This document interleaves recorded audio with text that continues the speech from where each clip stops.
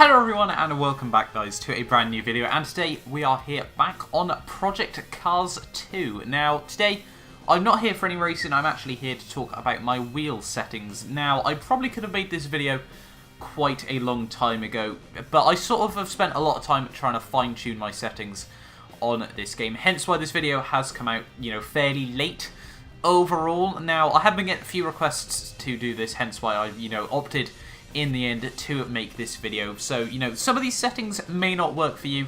That's sort of just the way sometimes it does work out. But hopefully, you guys do go on to, hopefully this video is helpful. So in terms of my wheel then, I run a Thrustmaster TMX with T3PA pedals. That comes with the clutch, the accelerator, and the brake. I don't really know why Project Cars decides that, my pedals aren't found. Now, in terms of the configuration then, the dead zones and the sensitivities, I run one steering dead zone, and that was because of the glitch on day one where, the wheel would just shake randomly down the pit lane. I turned it onto one, it seemed to sort out the error most of the time, so I've sort of just stuck with it now, and that's sort of just the way I've kept it. Now, sensitivity and dead zones are basically all left at standard. Now, I don't like running dead zones on games generally because it sort of makes it a bit more artificial. You don't know how much the car is doing, in my personal opinion, so I leave all of those at 0. I want to have a one-to-one representation of what I'm doing, and then the sensitivity is all left at 50 mainly because that's sort of just the way I keep it.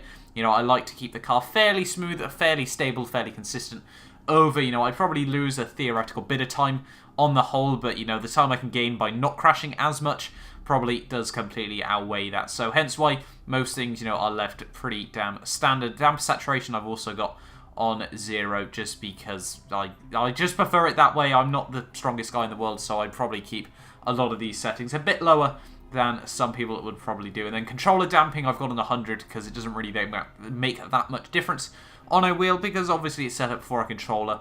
And then on the controller sensitivity as well, I've also got that set to the standard. So, those couple of things there, probably won't make too much difference in the grand scheme of things for me because obviously I'm a wheel user. I don't think genuinely I've ever played this game on a pad, so I might have to try that out at one point or another. But personally, I don't really get how people can play most games now on a pad, in all honesty. I've got so much respect for people that do, but hey-ho, congrats to them. But yeah, controller vibration is on 50 as well because obviously it does make no difference whatsoever to me on this sim. So yeah, that's sort of why I've kept that there. Minimum shift time, actually a bit of an interesting one.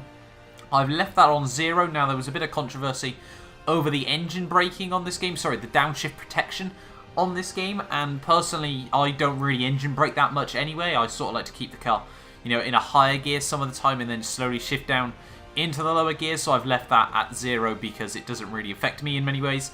And then the RPM and gear display I have on. I run cockpit cam. It doesn't really make too much difference, but sometimes cars on this game can be a bit of a pain to try and have a look through. Then on the edited assignments then, moving on, most of these are fairly standard. Now, I'm not the biggest guru in the world. I don't have like a keyboard that I use with my Xbox or anything, so I've sort of left most of them as standard. The three things that I do opt to usually apply is KERS, headlights, and wipers. So headlights I've got D-pad right just because it's there. Wipers I've got D-pad down, again because it's there. And then KERS I've got on B just because it's simple. I don't run any assist generally on this game, so I've sort of got them left at standard. Then I've got X and Y for, making sure I can look behind me and change around the cockpit. In terms of the ICM menu and sort of all that thing, I've fairly got that standard as well. Nothing too bizarre or strange or different to what most people probably use it. It's fairly self-explanatory, and if you leave it like that, then it's fairly easy to use. But there we are then.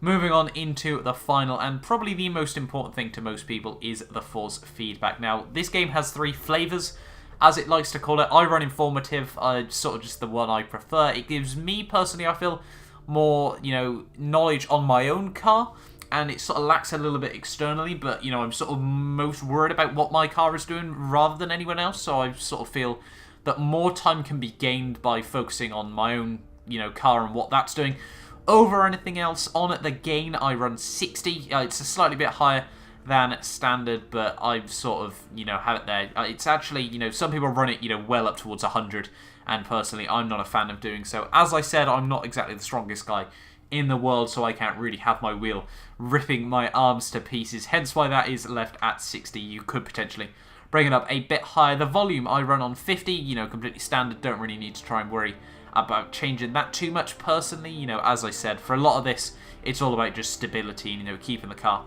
nice and consistent. Hence why I run, you know, 50 on the volume and actually the tone as well. You know, just keeping it simple.